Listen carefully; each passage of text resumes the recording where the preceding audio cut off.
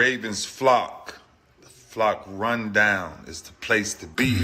Motionless brainwaves attempt to swim their way to sense, can't tame the untamed.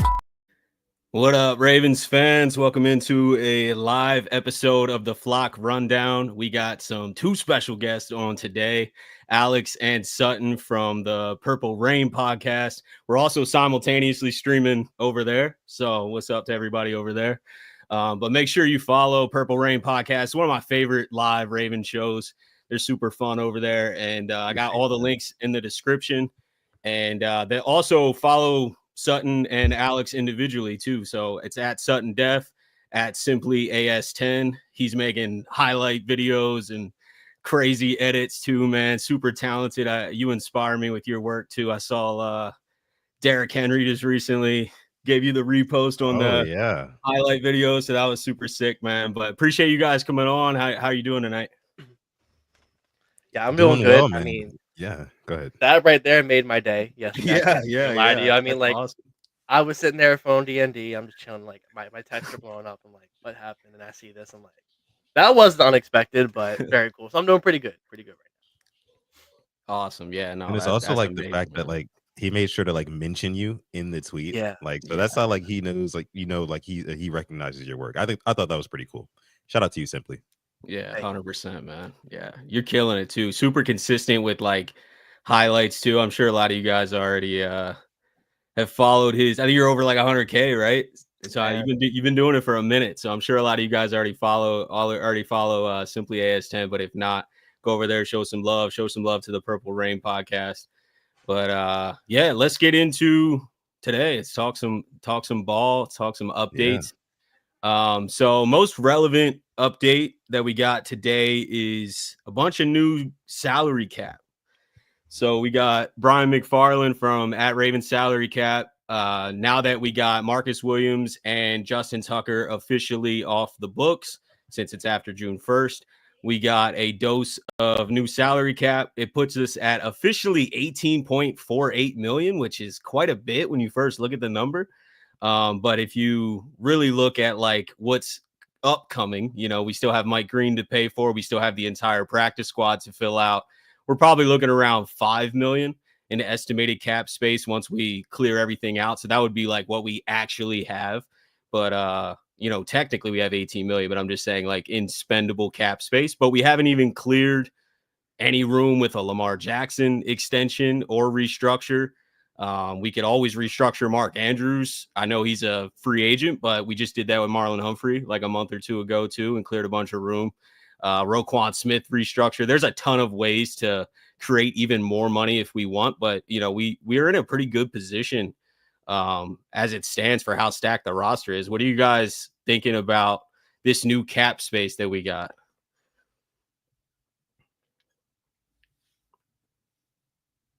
Oh, is the mic muted? Yeah. Sutton, you're muted, bro. Oh crap, I'm muted. My bad. Yeah, you're good. Go ahead.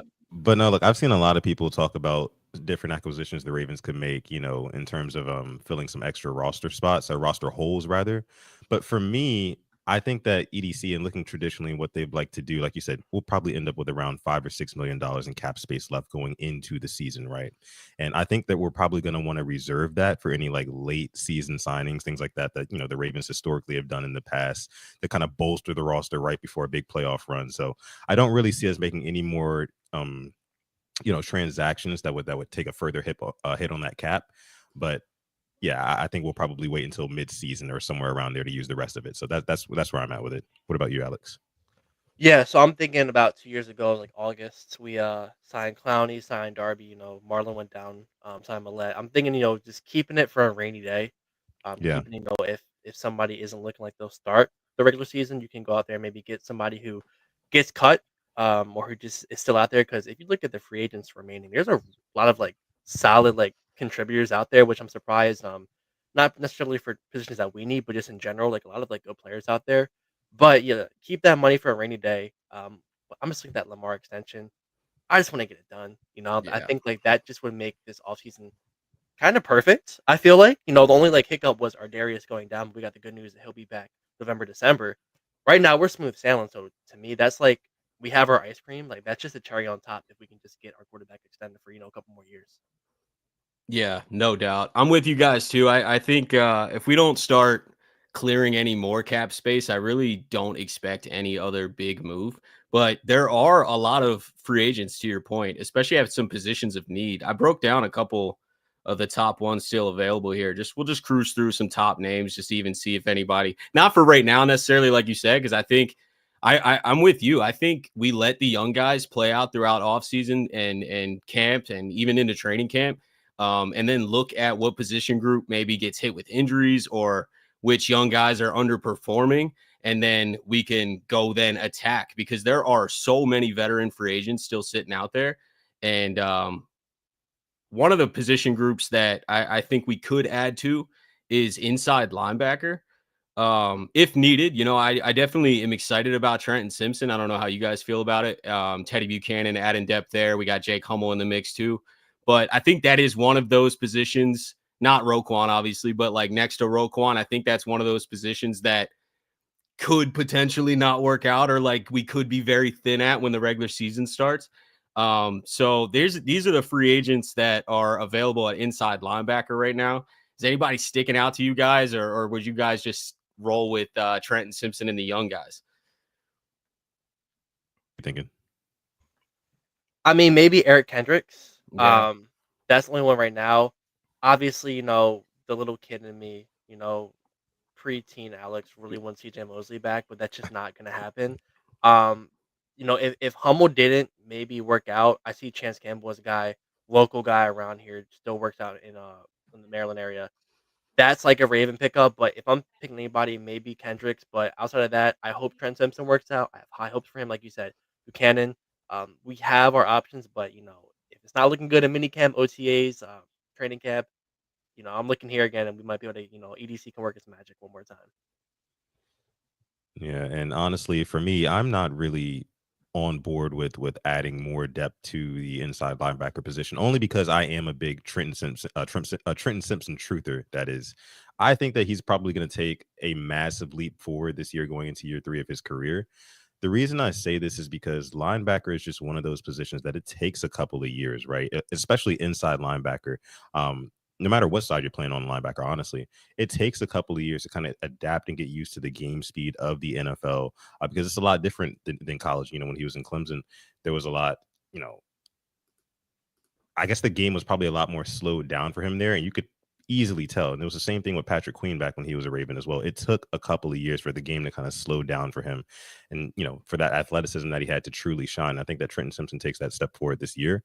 So I'm not really on board. Like Alex said, the little kid in me, I wasn't really a little kid, but CJ Mosley would definitely be a lot of fun for sure. But I don't see it happening, especially with the amount of money he would command. But for me, I'm rocking out with Trenton Simpson, and I'm not really too familiar with Teddy Buchanan's game yet, but that's why we have preseason. I'm so excited to see all of these young guys be able to step up and get their shot. But for me, give me Trenton Simpson all the way. Yeah, I'm with you, man. I think this is Trenton Simpson's spot to lose, and For sure. I'm high on Teddy Buchanan, but like you just mentioned, experience is so important, man. So like you can come in here with like so much athleticism. Trenton Simpson's got all the athleticism in the world, but last year the lack of experience showed, right? Like going from Patrick Queen, who took a couple years, like you said, to even become that all-pro Patrick Queen that we knew right before he left. And we kind of, I think, were expecting a step down a little bit, but maybe not so much that Trenton Simpson like didn't even play halfway through the season, and we got to go to Chris Board and Malik Harrison, and they're not as athletic, but they played more disciplined, and their experience showed. Their understanding of the defense and their assignment really showed. And I think there's really nothing blocking Trenton Simpson to take a leap into this season and get that job. But I just think that's one of the free agent positions I could see us adding to. Another one, and I know we attacked this in the draft, but another one that I personally wouldn't hate adding more to is guard.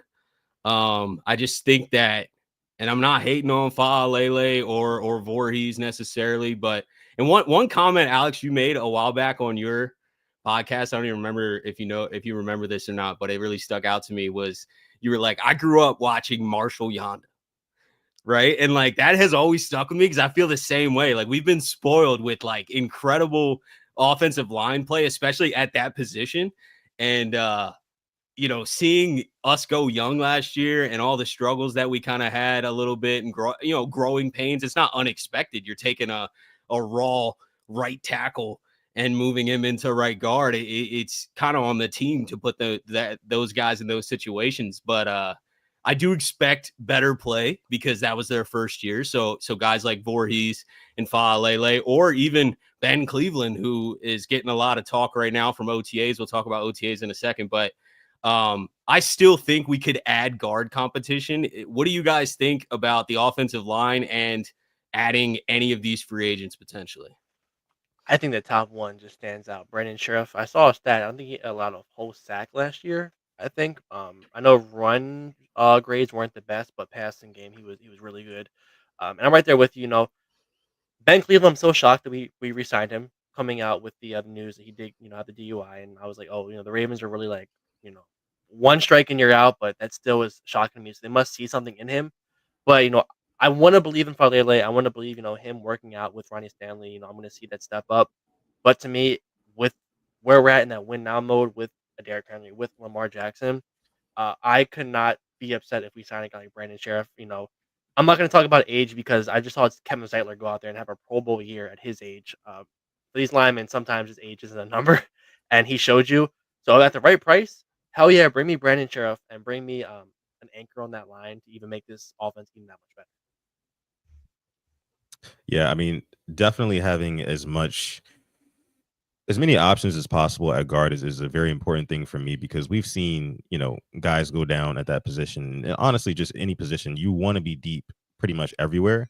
But guard, especially one of those positions, especially with seeing what happened last year with Daniel Faalele, especially early in the season, I would not mind seeing like a revolving door of just guards playing in the preseason. And I know we will, but like just bring in and stockpile as many guys up there as you can right now, because that is one position that we can ill afford to kind of let go by the wayside. And one thing for me, I know everybody in the Ravens fan base right now, the main concern is what's going to happen in January. And the problem is that every single January, somebody gets pushed around on our offensive line and it ends up like really screwing the game for us.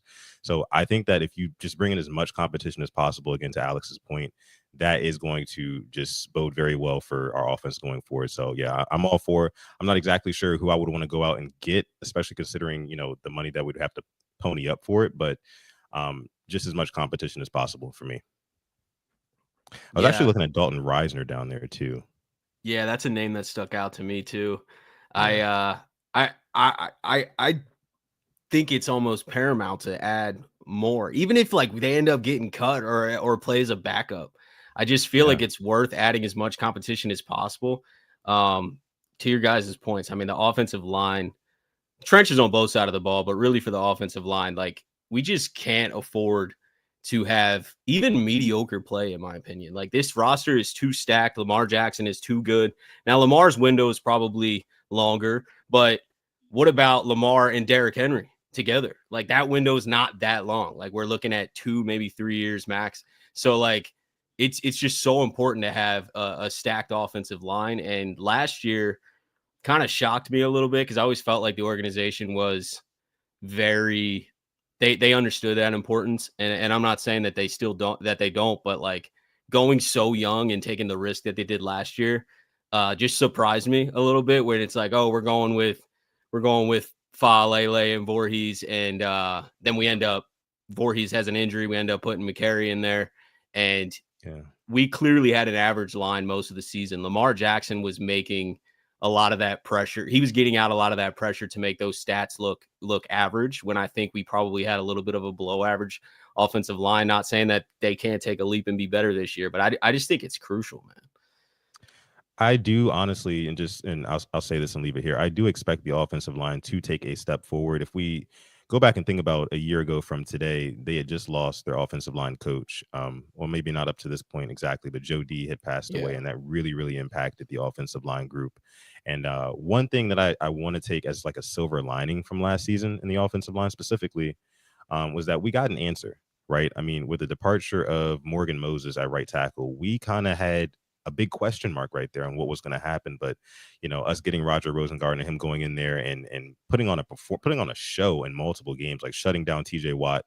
Of course he had his struggles here and there, but for a rookie, that was a damn good performance. And I thought we got a solid answer there at right tackle. So, just plugging up those guard spots, Daniel Falele, me and Alex talk about this all the time on our pod. Like that right guard spot. I do solemnly think that is his spot to lose. According to John Harbaugh, the rest of the coaching staff, they are going to give that guy a chance.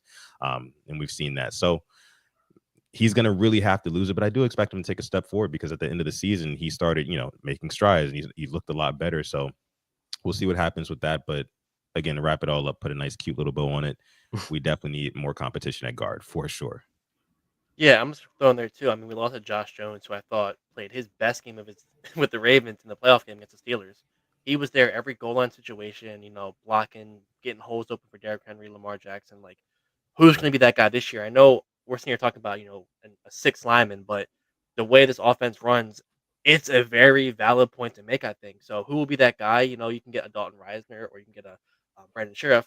Now you have, a Voorhees or Falele now as your sixth guy. That's pretty damn good to have out there, and you could just develop behind them. So, I'm not going to say no to linemen because to me, can't have enough of them or defensive back at this point, the way the Ravens are. So, if we can get them for a good price, I'm all for it. Yeah, I think most people at this point should be a pretty good value price just because it's so late in free agency. So I'm with you guys, man. Speaking of defensive backs, let's head there real quick. Only got two more positions. We're not going to stay on free agency the entire time, but I just wanted to go through some positions of need. And safety has unfortunately creeped up as one of those positions of need. I know we drafted Malachi Starks, who is now probably thrusted into a premier role next to Kyle Hamilton with losing Darius Washington. And hopefully he is back, November, December. I know that's what he said. Who knows, man? Achilles could be what, I don't know how long that's going to take. And what version of Darius do we get if he comes back in December? Is he ready to just like jump into playing contender ball right away? I don't know. So it would make sense to potentially add some depth there. I've been seeing Justin Simmons as a name talked about a lot, but does anyone stick out outside of Marcus Williams, who's at the top of this list? Does anyone stick out to you guys to add some safety depth, or would you let Bo Braid and Sanusi Kane really get their chance and let Malachi just have that starting role and just go with what we got right now? Or do you think it's important to add a veteran with so many young guys? Alex, you can take this one Oh, first. okay. I'm probably the worst person to ask because I am like a Bo Braid truther. But my only thing is, I think maybe the Ravens were having a little bit of buyer's remorse last year with the whole Eddie Jackson thing. We brought him in, but we had this guy, Darius Washington, behind him who showed flashes, but was I-word prone. I'm not going to say it. So let's not make the same mistake again. But I see guys here. A Whitehead I wouldn't hate, a Julian Blackman I wouldn't hate, or even a John Johnson I really wouldn't hate. But once again, price is right. I really want to believe that there's out of those two guys, there's a baller in one of them, and just watching Bo Braid throughout Maryland, I know it's there. It's just, can he do it in the NFL? So this preseason, I think if him or Sanusi Kane don't make that splash and one of these guys are left, I'm all for it. But I want them to get their shot and hopefully so that they have something and they can start in the NFL. Yeah, and I think just kind of talking about our Malachi Starks pick really quick. I told Alex when that Darius Washington injury happened, I was saying how basically like this is going to force, I think, at least the Ravens coaching staff to not kind of babysit him in the way that they like to babysit and kind of hide some of their younger players sometimes. And I think that that's a good thing. Honestly, I think that it could honestly accelerate his progress as a pro. And that's what I want to see, to be honest with you. But if you're asking me, like, who, like from this list, who would I want to bring in? Alex talks about, the little kid in us, right? Who we would want. I'm looking at Chuck Clark down there, $2 million. You know what I'm saying? Like somebody who you can get good bang for your buck, knows the organization, knows the locker room, knows the head coach, the whole coaching staff. You know what I mean? Like that would be, I think, a really good fit. You wouldn't be asking him to do too much either. I think we would still rely heavily on like some of our younger players. I'm not sure if Chuck Clark is dealing with any injuries right now, but I'm just looking at it and I don't hate it. I'm just saying I don't hate it. Yeah, I thought about that too. He definitely stuck out, but I feel like all the former Ravens always kind of stand out, just because we're fans and we're like, oh, this would make sense because it worked before. I don't know. I don't know how they exactly parted either. Like, did they part on phenomenal terms? I know there were some contract things going on, and I think it was pretty ugly. I remember his yeah, opening press, he, like, kinda threw some shots at the Ravens, so I don't think it yeah, ended the best. And then there was the whole, like, I think Hamilton said something to somebody, and like, fans speculated, like, "Oh, I took your job," and it was either Deshaun Elliott or oh Chuck Clark. yeah, It was yeah. one of those 2, and fans thought it was Chuck Clark because he played the Jets, I think, so I'm not too sure, but I don't think he'll come back, unfortunately. Yeah, Oh no, man, I forgot no, about no. that. Dang. Yeah, it's all right. It does make sense as like a depth play if they could smooth things over for sure. I think I'm also with you though. I think this is a bless not that I want our Darius Washington to not be a part of this team, but it is a blessing in disguise for Malachi Starks specifically and potentially the future of this Ravens safety core because he is going to be thrown in immediately. We saw last year with Wiggins, we slow rolled him, and we do that all the time. You know what I mean? It seems like every year, all the young guys, it takes, even if you're a first round pick, it's like taking weeks before they're consistently out there. And especially like mid to late round picks, sometimes you barely see them in year one. So I think this definitely jumps Malachi Starks into that starting safety. For better or worse, we got some tough games early in the schedule. He's going to be thrown into the fire right away. Like we got Buffalo week 1, we got Kansas City and Yeah. Detroit and Texans. Like the first 5 weeks are insane. So I think Malachi Starks, getting his debut against Josh Allen and the Bills on the road. There's no better way to be like tossed into the fire. But I think he's made of the right stuff, man. I really think that this will be a good thing for him, especially it'll speed up his progress and it'll kind of end up being a good thing for the team that we don't have such a rotation there early on. Yeah, and you bring up Wiggins. I would love to get, like, what's your projections for him this year? Because I'm very high on what he can do. As in like role or stats? Just stats kind of like, does he find his hands? Because if he had hands Yeah, like yeah, yeah. I it's like think 5 picks. I It know. really is like 5 Yeah. last year, but for his first year and, getting, like, kinda eased in, he had a damn good year when you look back and just watch him play. Yeah, even like when I remember it was the Bengals game, the Thursday night game. It was crazy, but like they were throwing him in just to cover Chase, and like he was doing a phenomenal job. And that was the game that like no one could stop Chase, and we were just like blowing assignments and everything. But when you put Wiggins man on man, like it worked. You know what I mean? And no, I'm super high on Wiggins. It looks like he put a little weight on too. I don't have Yeah, the he did. exact quote of that, but it just from pictures and stuff, it looks like he put some weight on. So I really, with another year of experience, I mean, I think he's out there 100% snap guy at outside corner. He's going to be our number 1 outside corner. We obviously got Marlon inside, but there's no reason he can't get 5 or 6 picks. Like you said, I mean, he was like making the plays and just not catching the ball. And in college, he caught the ball. I don't think that was like a huge issue. So he's probably just thinking a lot last year, and the game's moving fast. Boom, the ball's in your hands, and you just, you're not as focused. But I think the game will slow down a lot, and I'm expecting big things from Wiggins. What about you, Sutton? How are you feeling? Yeah, no, yeah, I'm right there with you. I mean, I was going to bring up the point that he put on weight, and that's very important because when he was coming out of Clemson, one of the biggest concerns for me was that he had good ball skills, good hands, things like that. And he had some good speed as well, but he has a little bit of a wiry frame. So some of these guys in the NFL who he's going to be asked to guard, like he might not be able to beat them out, physically, on some of these reps. And that was one of my concerns. But him getting that year of experience, like you said, and then him putting on this weight, I think will really, really bode well for his game going into this season. For me, I'm thinking that if I had to say like how many picks I think Nate Wiggins is going to get, because I do think that late season pick that he had against, who was it, the Browns, I want to say. Yeah, that late season pick against the Browns. I think, Alex, you were at that game, weren't you? I was right in front of Yeah, me. yeah, you were at that game. That's right. Yeah, happened right in front of you. That's amazing.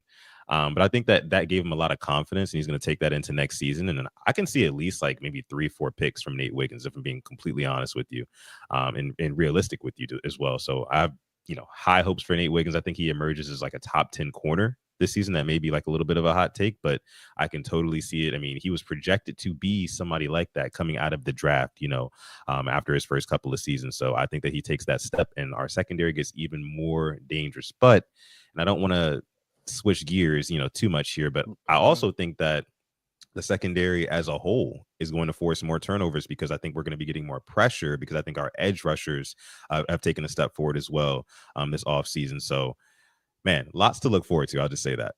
Yeah, 100%. Let's stay on that point. So Odafe Owe saying he put on 20 pounds.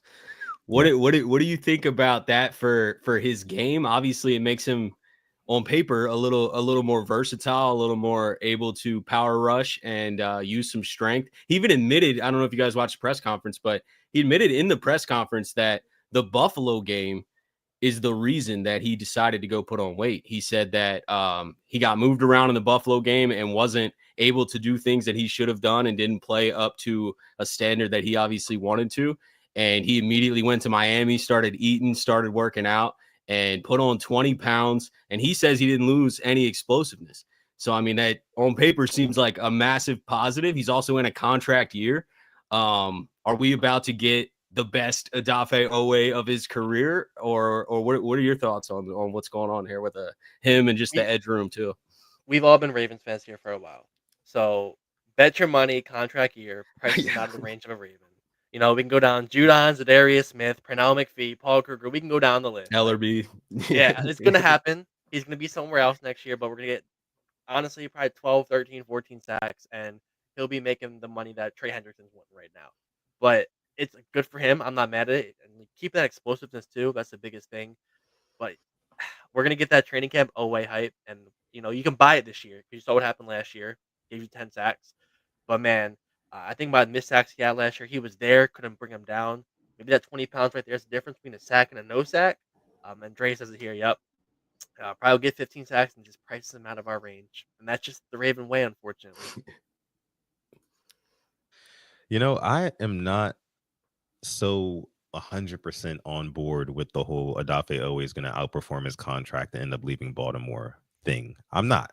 I think that if Odafe Owe were to have a 15 sack season, which would be absolutely insane and great for us, I think that the Ravens will look at it like, okay, let's take a step back and take a look at what we have here in the edge rusher room.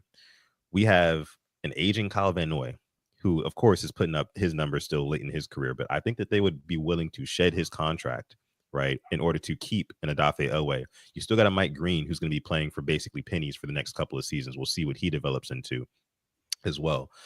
So I think that, again, and also I think we have to take a look at it like this. I think Odafe Owe has a lot of gratitude for the Ravens because they did extend him, not really knowing what they were going to be getting out of him, so it's just like they took the risk on him and he had 10 sacks last season. I think he'll take another step forward this season, but I do think that the Ravens would do everything in their power. And I think Odafe Owe would do his due diligence to try to stay with the Baltimore Ravens because I think they built something special here.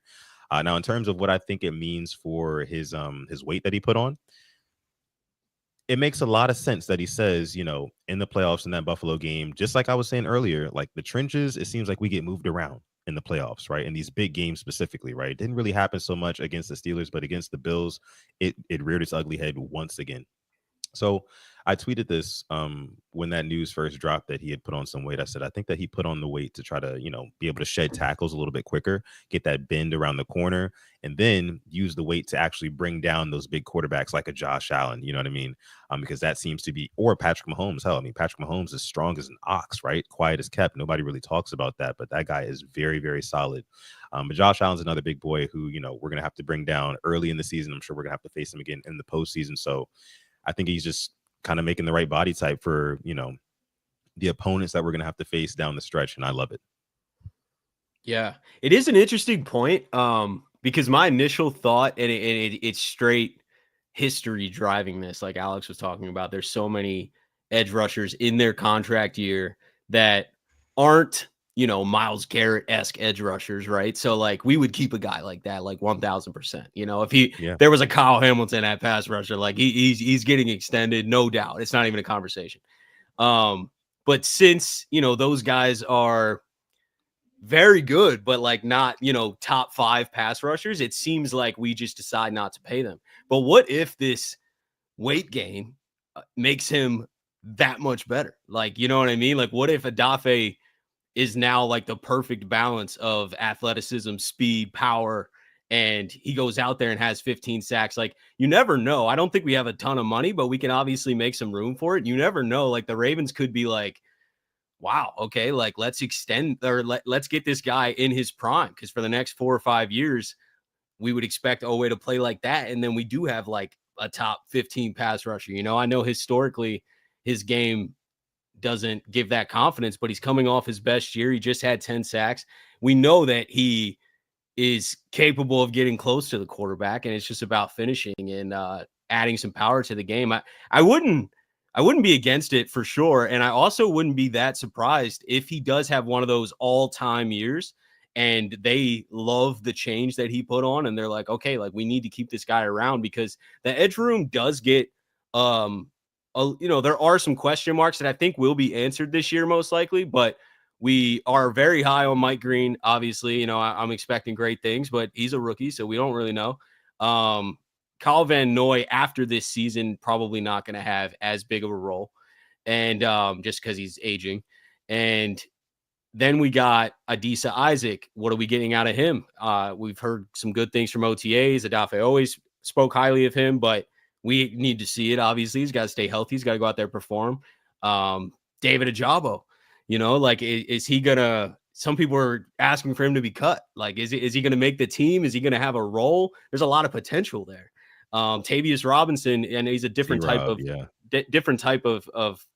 edge. I think he's like better fit for the run game, but I think he'll improve as a pass rusher. So we have a strong edge room, but if you take Odafe Oweh out of that equation and move to next year, at this point where we stand, there's a lot of question marks there. So like, I'm not against keeping Oweh. Yeah. I'm wondering right now, like if they've already made, engage in contract talks, extensions, because right now I think it's like 14, 15 mil for that 5th-year option. So I'm not sure what he's asking for, but you look at it, he just had a 10-sack season. Depending, what you're seeing, I would like to extend him 2 to 3 years. And, if Mike Green works out, you have Green and Oweh. That's our first real edge rush duo since Suggs Dumervil, if we're being completely honest. I wish Judon Ngakoue. Yeah. I wish, Judon Ngakoue worked, but that probably would be our best duo since those two back in 14, 15. So I hope we are extending, because it would open up cap. Because like I said, I just can feel it, career year, and just the typical Raven way. But Sutton, let me know what you're thinking.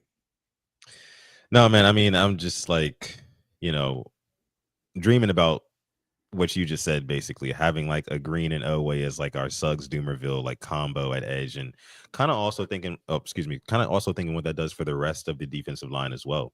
Opening up opportunities for guys like Travis Jones, Nnamdi Madubuike, who they were taking a lot of heat last season. I think actually Travis Jones had a little bit better of a season than Nnamdi Madubuike when it was all said and done. With a bad ankle. With a bad ankle, right? But both of those guys were facing double team after double team after double team, right? So having guys on the edge who, like, offensive coordinators are literally forced to allocate extra resources or over to that side in order to help block these guys, that will open up more room for those guys in the middle. And that's exactly what we need, that interior pressure, especially with a lot of these high octane quarterbacks in the AFC. You got to get after them. You cannot let them get comfortable in interior pressure. Tom Brady said it the best, that is the way to defeat, any quarterback. You get interior pressure. That is the worst thing ever. So yeah. So there's a lot of changes that could happen like next season. So Oweh's a free agent. Linderbaum's technically a free agent, although I am expecting an extension this offseason, like any day now, to be honest with you. Like, let's get it done. Kyle Hamilton will be extended too, but he got his 5th-year option picked up, so I think there's not as much of a rush there. But he's not a free agent next year, so he's obviously locked up. But I expect both of those guys to get extended. Always the question mark. Travis Jones, unfortunately, is the question mark too, because he's a free agent.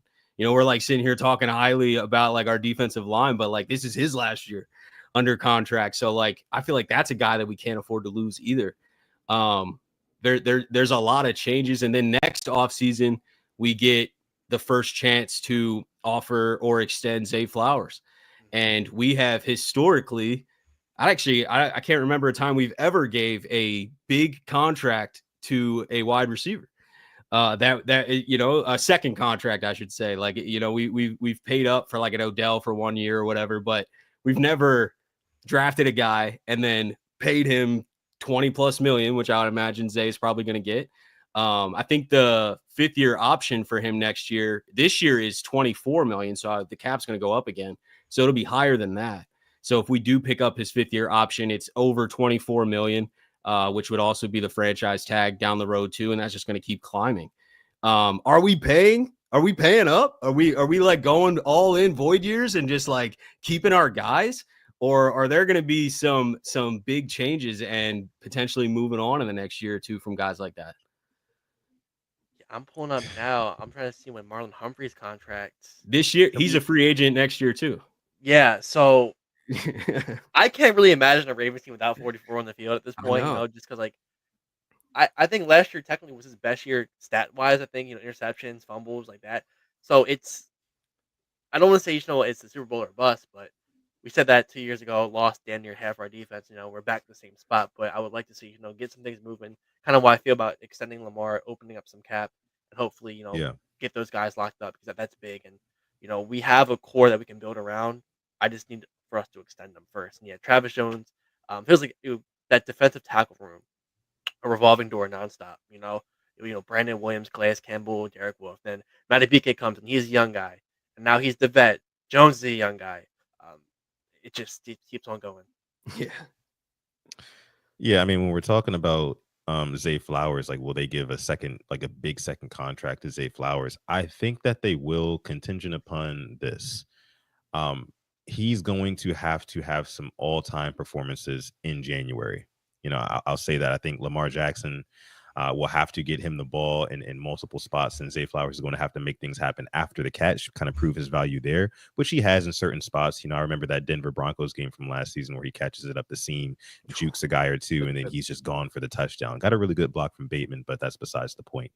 I think that Zay Flowers needs more plays like that, kind of getting north more, because we've seen Zay Flowers, kind of his game be kind of east and west, kind of be trying to be shifty everywhere around the field. And that has proven to not be as productive as he may think it is. But I think that this season he's going to be more focused on. I was watching some training videos of him, catching the ball outside of his frame with his hands, looking to get up north as soon as possible. I think that is going to take his game to the next level. And if he can take his game to the next level and, be healthy in the playoffs, because we were missing him last season in the playoffs for sure. I don't think there's any doubt about that. If he can take that health and, that skill and that physicality and that speed into the playoffs, then I think that, that'll bode well for his chances of getting that second contract. The only caveat with it is, guys, and I can't wait to hear what you guys have to say about this, but like, only caveat with it is that the Ravens are a run first team at heart, right? So like, that's the reason why I think we haven't seen the Ravens go out and invest in, a big contract for a second receiver. No, we'd rather get these like kind of like mercenary receivers and just pay them a little bit of money to, each year bring a guy in here and there to see what they can do, see what they can contribute. And that's kind of what we're doing with D-Hop this year as well. But we do have a young nucleus that makes it so he's not kind of like at the forefront of the wide receiver room. But it's going to be hard, man, because I think that EDC is going to have a lot to pay for coming down the pipeline here. And who knows what guys like, let's just say, for example, like Mike Green. Like, and I know we said we don't know what we're looking at with him right now, but Mike Green plays edge rusher. That is a premium position. And I think it could be argued that edge rusher is a little bit more premium than wide receiver. I can say that, especially on a run first team, a run first roster. Let's say Mike Green really pops and he ends like, as a top 5 edge rusher this season. And then he takes that into his second season and he does the same thing. Then we have some decisions to make on like where we want to, kind of keep guys on this roster. There's also Isaiah Likely, who I know like a lot of people would never want to let go of, but there's a lot of guys who we have to pay. So I think that if Zay Flowers wants to kind of like earn his keep and get that second contract, we're going to need a big playoff performance. Yeah. I think Zay could be the first wide receiver. I mean, he was the first Pro Bowl wide receiver, and I think he could be. If there's anybody that is up for it, I think Zay would be the one that gets paid.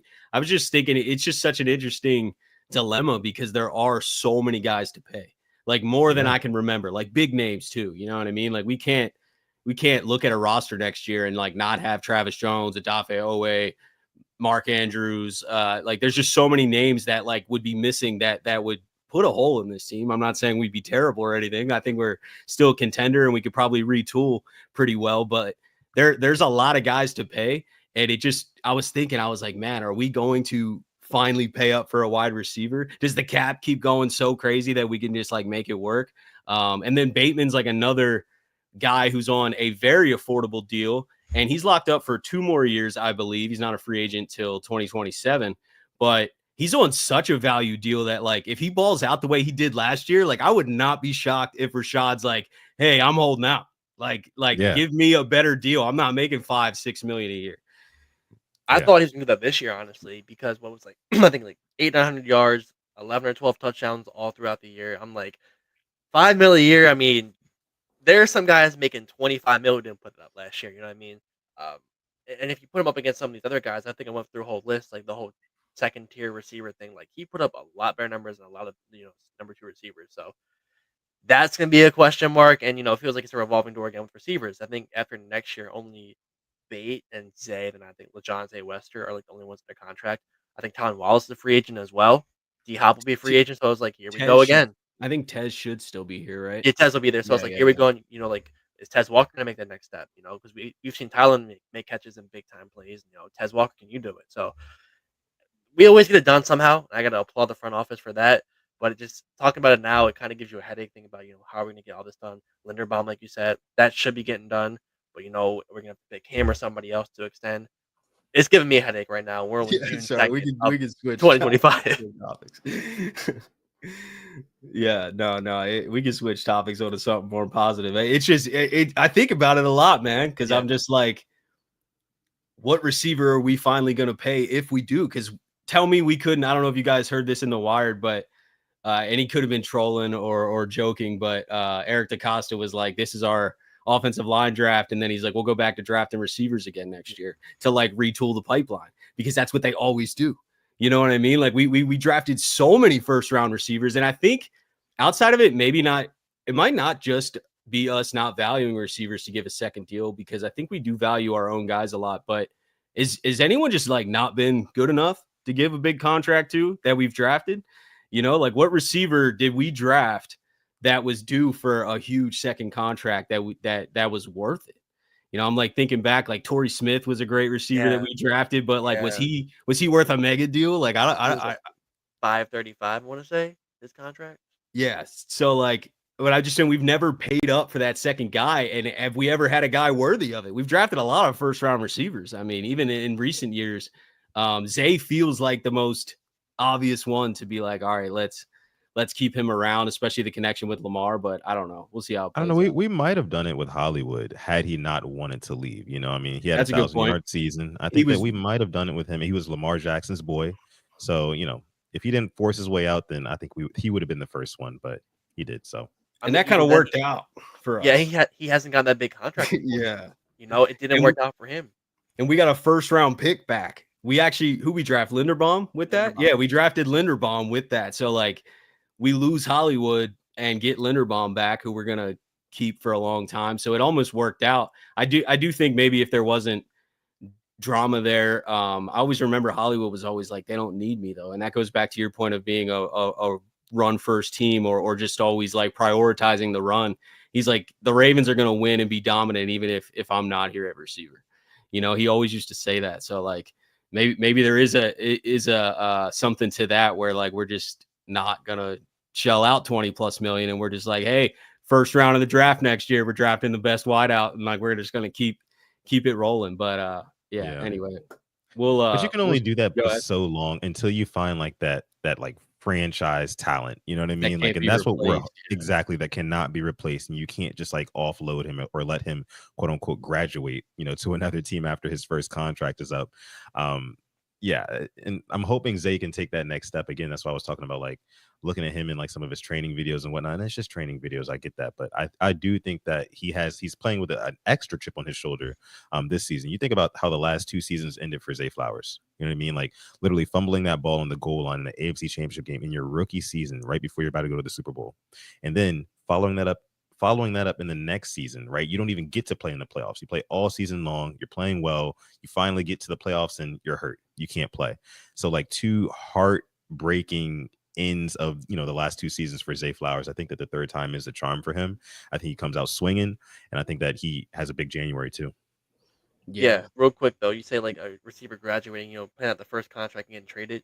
You just described AJ Brown, and Titans fans Yeah. they're still sick about that. So imagine we traded, a Bateman or a Zay, and then they go on to win a Super Bowl, put up all pro numbers, and it's like, wow, like we could have paid him, but we didn't. We traded him, and it just didn't work out. So fortunately, we're not, in their position of tanking, but I don't want us to be anywhere close to trading a Bateman or a Zay and have to watch them flourish with another team.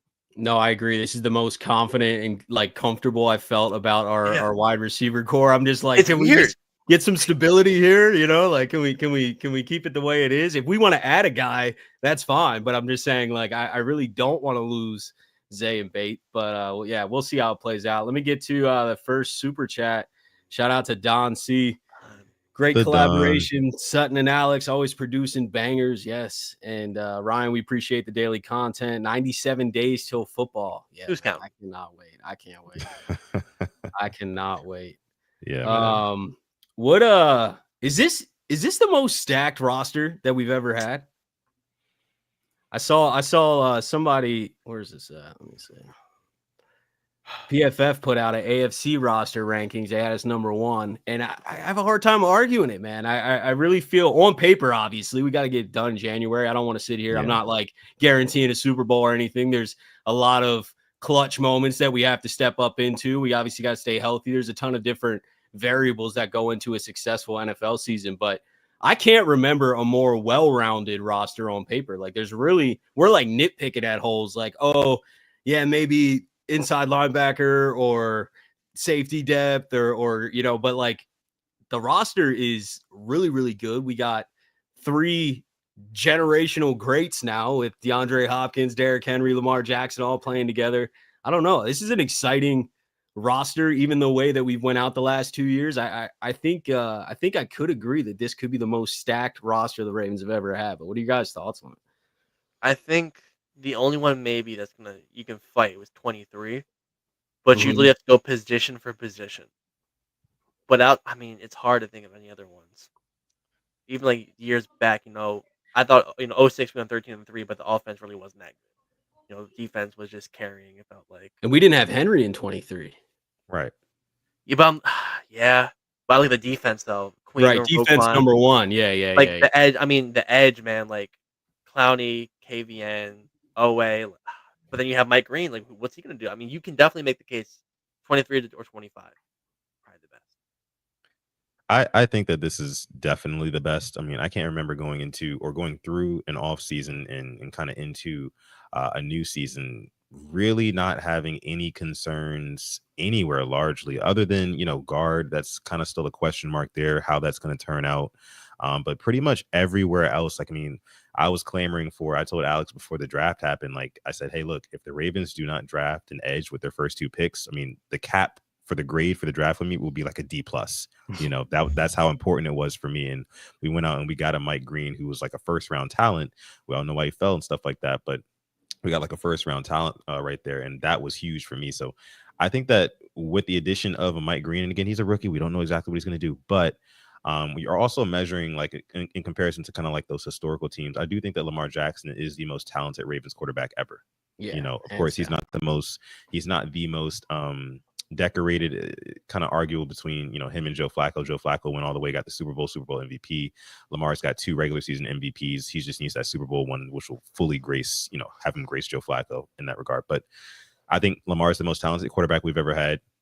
Derrick Henry, I think that he's probably the most talented running back we've ever had. Is you got him, you got Jamal, you've got Ray, you've got but I still think that Derrick Henry. Yeah. Thinking about the UFC fighter. He's got a fight coming up, my bad.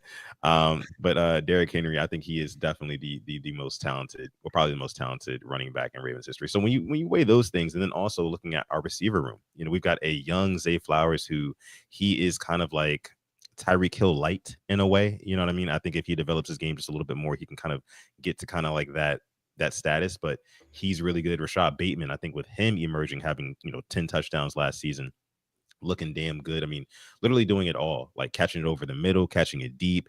He had a couple of bad, ugly drops in that season, but he made up for it with the production, especially you look at it in the playoffs, right? He scored that first touchdown versus the Bills, in the snow. So just kind of looking at our roster overall, and like Ryan said earlier, there's a bunch of guys who you just can't imagine going into next season without if you're a Ravens fan. Nnamdi Madubuike, Travis Jones, Kyle Hamilton, just Roquan Smith. I mean, I'm not even talking about guys who are just up for contracts, but just like all of these guys, you know what I mean? Like on paper, I think that the Ravens definitely do have the best team. It's just about getting it done in January, man. That's it. Yeah. And the cohesion of bringing the coaching staff back and a lot of these guys, right? Like I'm also like I don't have as much confidence as some people do with the offensive line or the guard play specifically. We forget I know you showed love to Roger earlier, but I want to shout out Ronnie Stanley, Roger Rosengard, and Tyler Linderbaum. I'm not hating on them, but I just, the guard play sometimes gets me a little concerned, but comparing to last year, they have to be better. Like there's no way anything you do right in life, like your first year, you're just not as good as the second year. So like, I just can't imagine that we take a step back. I think the offensive line is better. And then you bring everyone back. Like you keep Mark Andrews. I know a lot of people are hating on Mark too, but like, he's an asset, is he worth a huge contract? I don't know. That's up for debate, but like, he's an asset to this team. Like we are better for having Mark Andrews and Isaiah Likely. And I just think that this is the most complete team. 23 was also sick. On paper, I think 23 wasn't as obvious because the defense overperformed with Mike McDonald. I mean, like our corners were Brandon Stevens and Ronald Darby. Like Marlon was hurt for most of that year. And we had the number one defense in the NFL. So like it was mind blowing. But like I don't see as many holes, and it's early, things can happen. But I just feel like this is the year that the team is as cohesive and, from a chemistry standpoint, and talented. It's both. And those previous 2 years, the Chiefs game almost getting there, the Bills game where, we definitely should have won that game. Just hold on to the ball. I feel like when you bring a lot of the same guys back, you keep that attitude and that lesson's like fresh in your mind. And I think that will be fuel to, clutch up in those moments. Like we were just here. This whole team was just here. It does feel like we're running it back. You keep Todd Monken as an offensive coordinator. Zach Orr's in his second year. I think there were some growing pains with the defense early last year because we had so much change with the coordinator and then bringing in the Eddie Jackson, Marcus Williams underperforming. Like I don't foresee a lot of those same growing pains happening. I think we get that launch right out of the gates. This team is pretty much the same team. You're even adding Chuck Pagano and like Dean Pease are on the staff. I mean, you can't have a more like decorated veteran staff. There's like no reason or hole on this roster that the Ravens should not do everything that they set out to this year. Yeah, and we talk about the roster. I'm thinking about it now, like 23, the defense overperforming. Like Geno Stone had 7 to 8 interceptions. Yeah. Like come on, like that's just you tell someone that before the year, go get piss tested. You know what I mean? Like it doesn't sound real. And then you look, I'm gonna go back to Bateman. 23, 1 touchdown, like 350 yards. This next year, 756, 11 touchdowns altogether. And after that bye week, like the running of those games, some guys just stepped it up and played to a level that were just above everybody else. Lamar, Henry, Bateman, Ardarius, Marlon, guys like that. Bateman had 6 touchdowns after that bye week. Giants, Steelers, Texans, Browns, Steelers, Bills, playoffs. I mean, guys like that, that perform when the lights are brightest, I want them on my team. I want to keep guys like that. I'm likely as well going to throw him. He balled out both playoff games. So I want guys like that on my team. And thinking about it now, I think this might be the best roster, just on paper, skill-wise. Because I think the gap between, no disrespect, Gus and JK to Derrick Henry, it's very big. Yeah. And Justice Hill, Agreed. I mean, his improvement from 23 to now. And we got Keaton coming up healthy. Yeah. I mean, it's... Yeah, man. No, I totally agree. Also want to take a look back over on the defensive side. We're talking about just kind of all the roster spots that have been filled. Chidobe Awuzie, at cornerback, I think is another really good addition, underrated addition that the Ravens made this season. Of course, getting rid of Brandon Stevens, he had an awful season last year for the most part. In the biggest spots, he shined the brightest in not the best way, not in a good way. He was getting mossed, he was not turning his head and whatnot. So I think bringing in some, not just kind of like letting that fester, like letting that problem fester a little bit. We addressed that. I like that a lot. And then D Hop, on the offensive side of the football. That's a move that I think a lot of Ravens fans have kind of forgotten about largely to this point, but we were watching. I don't know if we were still going to talk OTAs or anything like that. Yeah, we can get them. We'll talk whatever. Yeah, go ahead. Yeah. So I was seeing kind of what D Hop was doing in OTAs, and of course I know it's like against air, like he's not playing against anybody, but like the guy still looks very fluid and very D Hop ish, if that makes sense. Like in terms of like how he goes up and catches the ball, how he goes through his progression. Like I think that having him on the team, not only just the veteran leadership, but like having him on the field for like a 3rd and 7, 3rd and long, you know what I mean? And then also having those weapons like Zay Flowers and Isaiah Likely lined up out there too, and Rashad Bateman. DeAndre Hopkins is going to be going up against what? The 3rd or 4th corner, you know what I mean? Like it's going to be some opportunities for him. I think he's definitely going to want to bounce back after, kind of like him falling flat last season with the Chiefs, having that big drop right before half in the Super Bowl, which kind of cooked them. I'm not going to lie. There was a lot of things that cooked the Chiefs in that game, but that was probably like their last hope. I think he wants to bounce back from that. But, I think all the additions that the Ravens have made this offseason have truly made this roster the best that it can be on paper. Again, of course, we got to get it done in January. But if I had to make a firm statement on it, yes, I would say that the 2025 Ravens on paper is the best roster that we've ever had.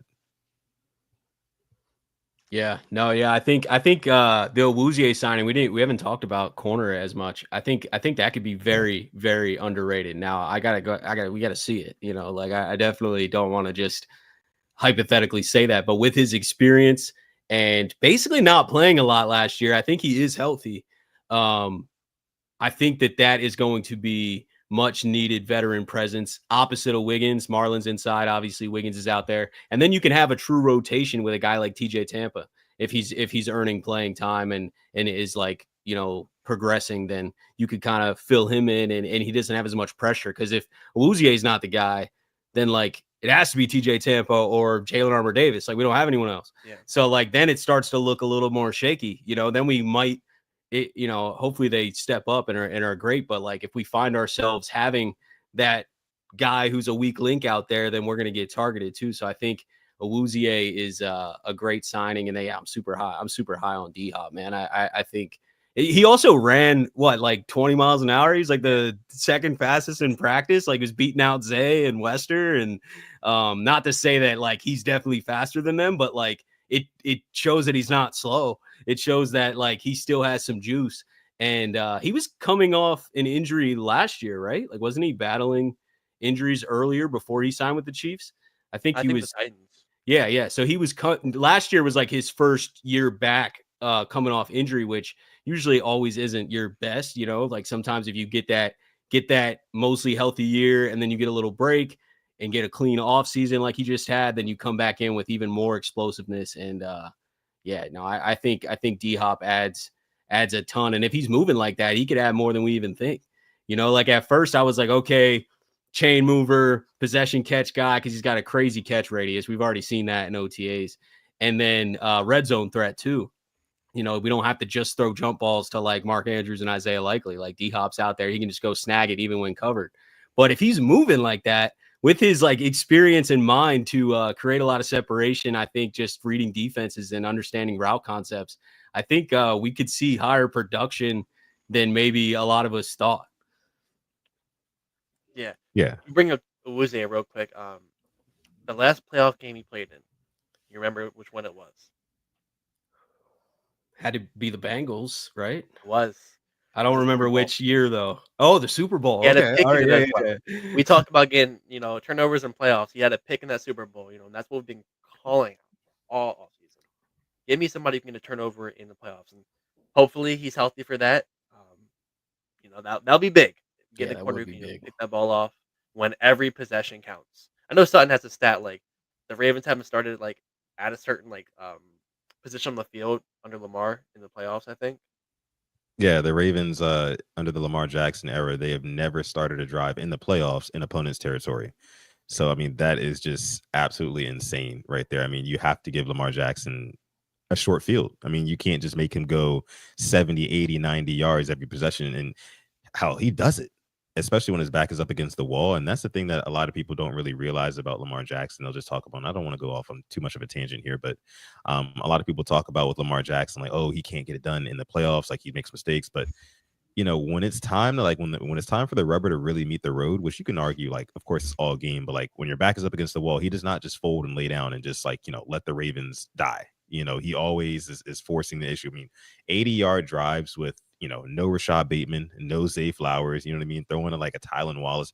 Anthony Miller, Tylan Wallace. Anthony Miller. It's insane. It's yeah, insane, what he's able to do. So yeah, man. I mean, just force more turnovers. That's the biggest thing right there. I mean, I think that again, with the Ravens having a perceived on paper better pass rush, better edge rushing room this season, I think that it also depends on what our guy Malachi Starks can do. If Malachi Starks comes out and shows that he can really like hold it down on that back end, and that allows Kyle Hamilton to kind of be like that chess piece, we can put him wherever. Oh man, it's going to be very, very scary and very, very tough for defenses to not make mistakes against this Ravens defense. So it's just forced turnovers, and that's really it, man. Forced turnovers in the playoffs. Yeah, I think this year we have as good of a chance as ever to force more turnovers for all the points you were saying, and even just to highlight the pass rush again. I think the pass rush is better. And if you look at just the stats, we finished in second in sacks last year, but if you were really watching the games, like as a fan, they just were never in like the moments you needed them, and like you're putting up a lot of great stats, and it does show that our pass rush is probably better than a lot of people give it credit for, but there also is a missing timing to it, and I think with more talent, more experience, and a better secondary, we might be able to see them get home in bigger moments, get that strip sack in the playoffs, and give us that great field position. I mean, look at, even go back to last year when the Bills, they had their turnovers, they ran it back like onto the 30 or whatever, and like it's almost guaranteed points, and we're not doing that on the other end. You know what I mean? So like it forces us to play. If we're not getting turnovers on defense, it forces Lamar and the offense to play perfect. Like yes. you have that Bills game, we really couldn't make any mistakes. We made 3 like massive, and like they didn't really make a lot of mistakes and they won. And it was just came down to that. I think it is as simple as that, is like you need to take some pressure off the offense to not have to play perfect. If we have one fumble for whatever reason, like we should be able to overcome it. Yeah, and real quick, just to add on to that, real quick, Alex, you guys remember the Week 4 regular season game against the Bills, right? Where the Ravens, they come out, they steal momentum early, kind of like how we did in the playoffs with that touchdown to Rashad Bateman. But in the regular season game, we stole momentum early with the Derrick Henry run. But then slowly but surely, the Bills started to be the Bills. They started to come back and kind of level the playing field. But what happened after that? That really took pressure off the offense. Trick play, strip sack. Exactly. Strip sack. You know what I mean? And like that turned the tide of the game right back towards the Ravens. We needed that in January, like desperately. We needed to get the ball back in Lamar Jackson's hands, take pressure off the offense, give them a short field. That's what wins you football games, right? I think another crazy stat is, whoever wins the turnover battle in the playoff games, they win the game 78% of the time. That's almost 8 times out of 10. That is a crazy rate. So it's just like, if you're a defensive coordinator and Zach Orr, if you are Dr. Rush, if you are John Harbaugh, you're putting extra emphasis on turning teams over this season. I don't care if it's just in the regular season. I don't care. I do care. I do care if it's in the regular season and the postseason, but specifically the postseason, because that's where we've been struggling the most. Yeah, and real quick, you mentioned playing perfect in the playoffs. We played damn near perfect against the Steelers. That's really no surprise why you blew them out. Game was over by the third quarter. It was over. You know what I mean? So we go to the Bills, turn it over, and that's why we're down. Like you said, throwing Anthony Miller, Steven Sims, guys like that. It's frustrating, and I'm also going to throw Chuck Pagano in there as well. That's why he was brought in, working with the secondary, working to be in the right spots at the right time. He worked with Ed Reed. I mean, the greatest safety of all time, in my opinion. Yes. He knew where to be. That's stunning. If those guys can just get a hint of that, in their brains, it makes them that much better of a ball player. Yeah, 100%, man. We got 3 defensive coordinators on that defensive staff, like DMPs too. So like I think yeah, there's really no excuse, and we got the talent. So I foresee us getting a lot more turnovers this year. But yeah, we're just gonna have to get it done when it matters most. Anything else on your guys' mind? We've been going on like an hour. You guys want to call tonight, or you got anything else that? I got one thing. All right, Talked about offense, defense. Real quick, special teams. kicking. I am hoping LaDante Wester is Oh, this returner returner. that we're asking for. I need somebody to take it to the 40-yard line, so we can go 60 yards, and I'll be very happy. Rest in peace, Jacoby Jones. It's been a while since we had a returner like you. We tried to get with Devin Hester, didn't work. Cyrus Jones had a couple of good ones, never really was that. Keaton Mitchell, we throw him back there, but I need LaJonte. I saw what you did at Colorado. I need that punts and kicks. That's kind of to me like Yeah. the missing piece. A big return can just do wonders for this team in the playoffs. Yeah, absolutely. I mean, having a big return, a big time return, man, I mean, that kind of gives you a similar effect of, turning a team over and getting that short field, like your starting position is everything in this league. But yeah, man, I know I totally agree there. But I think that Ryan was going to talk about the kicking as well when it comes to special teams. That's a big thing. That's a huge question mark. I think that's a question mark that no one is really talking about right now. We as Ravens fans have been spoiled for so long with high production at kicking. For Justin Tucker, of course, he's no longer a Raven for obvious reasons, but we've been so used to just like literally like extra points, just get up, go to the bathroom, like one of those type of things. But like no longer will we be able to do that. It's not just a new holder, it's not just a new punter. No, there's a whole new kicker, right? I think Justin Tucker led the Ravens, all time in points. I think that there's very big shoes to fill for Tyler Loop. And I hope that, of course, that's another one of those positions where I hope that they bring in, good competition this offseason to kind of like challenge him and really, really prove that like this is his spot and nobody else's. But what are you guys' thoughts? And of course, Ryan, I want to hear from you on this one. But what are your thoughts on Tyler Loop and your expectations from the kicking game? Yeah, my expectations are low, I guess. And I don't mean that from like I don't trust him or anything. It's just like I got to see it because we're like you said, we're not used to having a different kicker. And I'm kind of expecting, at a baseline what we saw last year, like inconsistency. I think we got a little warm up to like what a new kicker could look like. I know it was Tucker last year, but like he didn't kick like Tucker, not until the end at least. So like I think we could see some of that. It would be insane for us to place like prime Justin Tucker expectations on a rookie kicker. I think that it's just impossible, man. Like Justin Tucker is arguably the greatest kicker ever. You're probably not just going to find that again like that easily. And I don't know if they're going to bring in a veteran. I know they're holding a kicking competition right now between Loop and John Hoyland, who went undrafted. He's an undrafted kicker, and they're rotating days, Harbaugh said. So like one OTAs, it's all Loop. Next OTAs, it's all John Hoyland. So I think depending on how that goes, they might be like, all right, like we need someone in with experience because like we could, it is going to be a ton of pressure on these guys. Like I would imagine Loop wins the job, but I'm just saying like if it is a rookie kicker, this is a massive pressure. Like your first game Sunday night, prime time, like on the road, and like he might need to kick like a game winner, He and might like need to kick a 47 or a 53 yarder, something like that. I don't know. It's gonna be tough. It's I'm just I don't know. I think not that many people are talking about it because there's so many unknowns. Like I haven't like studied kickers in college, so I don't really know like what exactly we're getting fully. I kind of just like I'm gonna let it unfold in the preseason and the season, but I'm unsure about it. I'm not like confident, but I'm not confident, if that makes sense. It's a totally roundabout way to not answer your question, but I truly don't know, man. Like I think we're all kind of in this like wait and see mode of, is Loop for one going to win the job?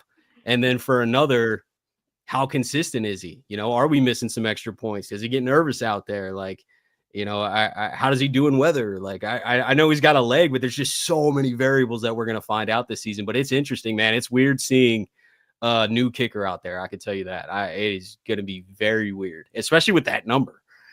Yeah. And Sutton, to your point about the extra points, like if you're at a game, you can't turn around and go high five the guy behind you or next to you because watch that extra point. Yeah. In previous years, Tucker's going to make it. This time, it's like, oh well, I'm not too sure, but I pulled up the 7 free agent kickers available right now. Um, Lots of names that have been around the league. So let me just go through them. All right. Nick Folk, Matt Prater, Eddie Pinheiro, Michael Badgley, Zane Gonzalez, Austin Seibert, and Cade York. So those are the only 7 ones available right And now. they've all had some struggles. Exactly. They've all had periods of time where the team's like, oh no, we got to fire you. Yep. Yeah, it's not the best. Simply. Honestly, if anybody, I would say bringing in Matt Prater. I know he's had his struggles, but he was a guy who, coming into the league, he was known for more big leg than accuracy. So I think that him being the veteran that he is, and Tyler Loop also kind of being that same archetype of kicker, he could probably provide some sort of, veteran leadership for him, or just kind of give him a few tricks of the trade to kind of get him ready for his first season. Because I can guarantee you, especially with those what are our first 5 matchups? Like we said, Bills, and then I think it's Browns after that. Yeah, then Lions Monday night, Lions, Chiefs, yeah, and then there's going to be Texans, some big Rams. spots. Texans, Rams. Oh yeah, it just gets worse. It's like there's going to be some huge spots where Tyler Loop is going to be asked to kind of bring the game home for the Ravens, and at least maybe 1 or 2 of those games. So is he ready for that moment? I'm not sure, but I do think bringing in a veteran would kind of aid his, transition, into his rookie season as a kicker for the Ravens for sure. Yeah, and going back to the returner point real quick, somebody brought up something that I've mentioned before that I wanted to highlight. Okay, do you think Wester does kick returns too? Let's just say he wins the punt return job. Kick return is almost became very, very important now because they changed the starting field position. If you kick a touchback, you start on the 35-yard line. So they are basically trying to eliminate touchbacks, which they've been trying to do, but they keep moving the starting field position up so that you're forced to drop it in this landing zone. So that kind of puts more emphasis on, hey, we need a kick returner too, because they're going to be getting a lot of opportunities. And even if we don't take it to the house, obviously I'd love to score some touchdowns, but we need to be getting close to the 35-yard line or further and have an explosive guy back there. Do you see Keaton Mitchell doing that? Do you think Wester also does kick returns? What's your thoughts on the kick returner specifically? I think Wester should, but Rasheen Ali, that's the only way I see him making this team, is returning. That's the only way, so he has to take full advantage of it. Yeah, and we'll see definitely in the preseason, but yeah, I mean, other than Keaton, and I don't know why Tylan Wallace comes to mind. I don't know why, but I just think that the hands, and then I also, and I also think like his ability to kind of stay on his feet. We've seen like multiple times throughout Tylan Wallace's career, like he's tiptoeing, on the sideline, he's breaking through guys. I mean, he's an underrated player when it comes to physicality. We've seen that ever since Oklahoma State University. So that's another name that really kind of comes to mind to me. But I do know that the Ravens would rather have a younger guy back there. So I do think that LaJohntay Wester, that is probably where he's going to earn his keep, competing directly with Rasheen Ali, because that's the only way that he's going to be able to stay on this team. So it's going to come down to one of those guys, I would say. I wouldn't want Keaton Mitchell back there. I want Keaton Mitchell to kind of be that home run scat back that we put in, and it's just kind of like change of pace. Guys aren't really seeing it coming. Defensive lines and linebackers are kind of exhaling because they don't see 22 on the field for once, and then boom, Keaton Mitchell gets the ball and he's blowing the doors off you. So I want him to, be that, not kind of risk his body on kick returns, things like that, especially considering his injury history. So I'd say either Wester, Rasheen Ali, or maybe a Tylan. I don't know. One of those guys. I have one final thing about kickers. I'm so sorry. No. We could go the UFL route. I do watch the UFL. I am a proud UFL. What's the scouting report? Rodrigo Blankenship, surprisingly, him and his goggles. 95% accurate kicker, and his longest was a 56-yarder. So I mean, not saying he could make the team for us, but a guy like him, you bring him in, open tryout, could learn something from the guy. He was pretty good in the NFL. But Jake Bates last year comes to mind. The Lions scooped him up, and he beat out Badgley for that kicking position. So another route the Rams could go for a kicker. Yeah, no, that's a good move. I think they're probably gonna let Loop lose the job, just because there's the first kicker ever drafted. But I totally am on board with, it's kind of like guard, where it's like bring in as much competition as possible, let the best guy win, because this is not, we were just talking about how stacked this team is. This is not the season to have zero kicking, right? Like we can't afford really to like have a, hey, this is Loop's rookie redshirt year where he's just got to have some growing pains. Like we can't really afford that. And someone said earlier, Tucker was a rookie when in his rookie year, we went and won the Super Bowl. But to go back to what I said earlier, like nobody's Justin Tucker. You know, like he definitely has a different, not only like from a physical talent and consistency standpoint, but mentally, like dude was clutch. Like, did he ever miss a game winner? I think he was like undefeated. Yeah, like an actual like we're gonna lose if he misses this kick. I think he's made every kick. I could be wrong. He might have missed one last in the regular season. But that was an extra point. Yeah, that's true. Like, that's true. No? Oh, okay, but like. Yeah, that was an extra point. He did shank the extra point to lose the Saints game, but we didn't deserve to win that game either way. Yeah, the Saints like they were getting what they won against us. That was karma, I guess. But outside, no, I can't think of. Yeah, I think he's like 18 of 18 or something on game winners. It's like a perfect record, and that just shows how clutch he was. You know, so like I don't think this is the season that we can afford to have awful kicking. But if it's just a little inconsistent, I think we're just gonna have to deal with it. Honestly, I mean, what are we gonna do? We don't have Tucker anymore. You know, there's no like 100% for sure answer there. I think it's one of those things where like they'll go and like you said, Ryan, like they'll let him lose the job, and maybe that. I mean, this is worst case scenario, right? Like let's say by like week 4, week 5, you know, he's missed a ton of kicks. We can't go forward like this. Like it's costing us games. I think that at that point they would go out and address it by getting a veteran kicker at that point, mid-season, you know, and bringing him in to kind of stabilize the ship, whoever that would be. Like somebody said in the chat, there's a lot of good kickers in the UFL, so I do think that there would be an opportunity for somebody to be bought in, whether they be from here or there, I don't know, but yeah, I think that's how they'll go about it. For sure. Well.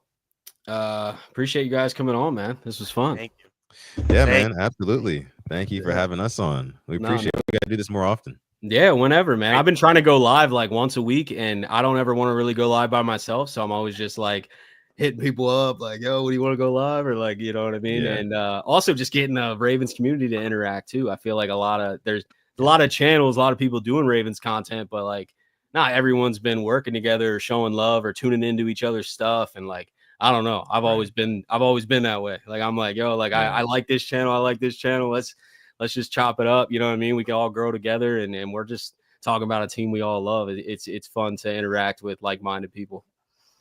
Absolutely, man. And like I said, we got to make this happen again. Maybe next time you can come on our channel. We'll host and we'll bring you on as guest. And that'll be cool, man. It'll be very cool, man. We can't wait. I mean, the season's only we're in June now. We're in June now. So, June.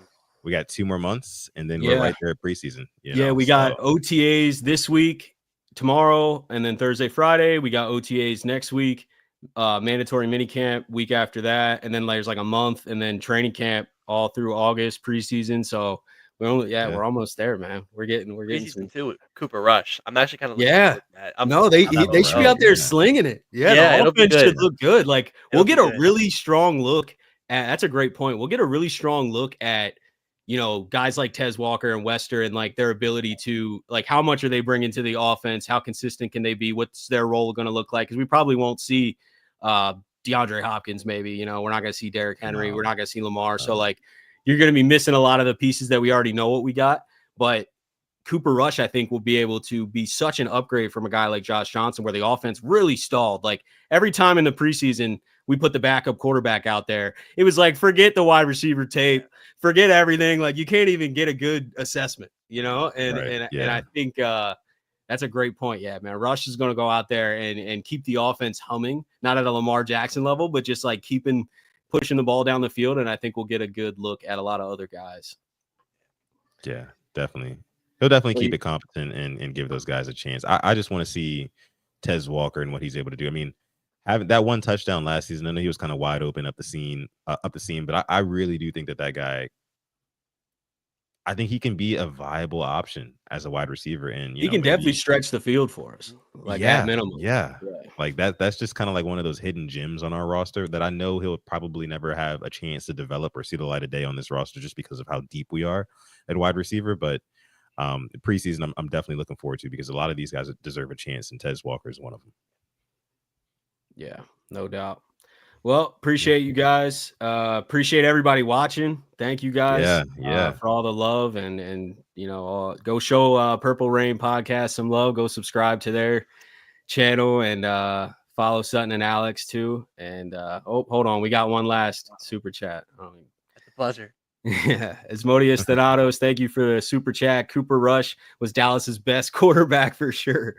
Yeah, no, I'm excited. That's the best backup quarterback that I can remember outside of Lamar. Yeah. When Flacco was here, that Yeah. So yeah, no, but yeah, appreciate you guys, man. And thank you all. Have a beautiful night, and I'll let the greatest linebacker in the history of the game take us out. Peace. Ravens flock. The flock run down is the place to be. Motionless brainwaves attempt to swim their way to sense, can't tame the untamed.